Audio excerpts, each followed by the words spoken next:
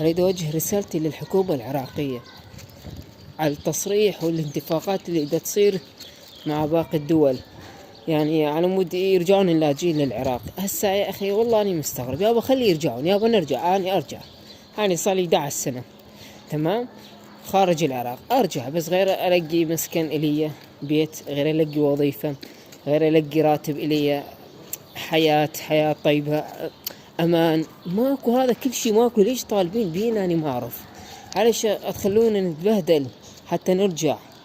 حسب شرفكم يعني. والله أنا عندي ربيعي صديقي صار له 13 سنة مدري 14 سنة، خطية مسكوهم ورجعوه لك، حتى ما خلوه يبيع البيت ماله، ما خلوه يبيع أغراضه، ما خلوه، أخذوه رجعوه قبل العراق سفروه. يعني أنا مستغرب، خطية رجع الولد يقول آخر خلوني أبيع أغراضي، دا أكسب بين كم فلس، أخذ فلوسي من الناس اللي أشتغل عندهم. لا لا لا، ما خلوهم. وهاي الحركة أتمنى إنه الحكومة العراقية تباشر بيها، وأتمنى إنه لا ترجعونا لا ترجعونا يا أخي، نرجع زيارة. أما نعيش ماكو وظيفة، ماكو عمل، يا سلوك والله درجع يعني علشان بالغربة 13 و11 سنة و10 سنين يكافي. والله أنا ما أعرف شو أقول.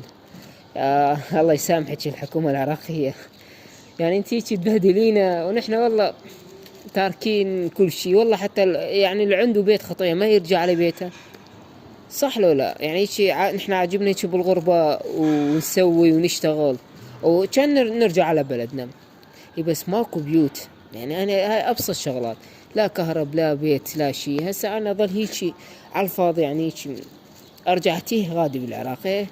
خسرتوني كل شيء، راحت أملاكي، راحت مثلا بيت عندي أو سيارة، كل شيء راح برمشة عين. يعني متعب 10 سنين بأوروبا. ما يصير. أتمنى من الحكومة العراقية أنه تشوف هذا الشيء، وأنه هذا الشيء غلط. يعني ما مال أنه طالبون بينا، يعني على الأقل خلونا أنتوا لازم تدزونا أنتوا فلوس، لازم تأمنونا بيوت، تأمنونا شغلات حتى نرجع، صح لو لا؟ ما أعرف، أنا ما أعرف شو أحكي بالقرآن. أنا مصدومة سنة، خاف لا أمسك وأطرح على والدنيا والكعبة كلها اللي عندي هي كلها عوفة هنا وأرجع. يعني تعب 11 سنة كله يروح بلحظات. شو أسوي؟ والله كريم.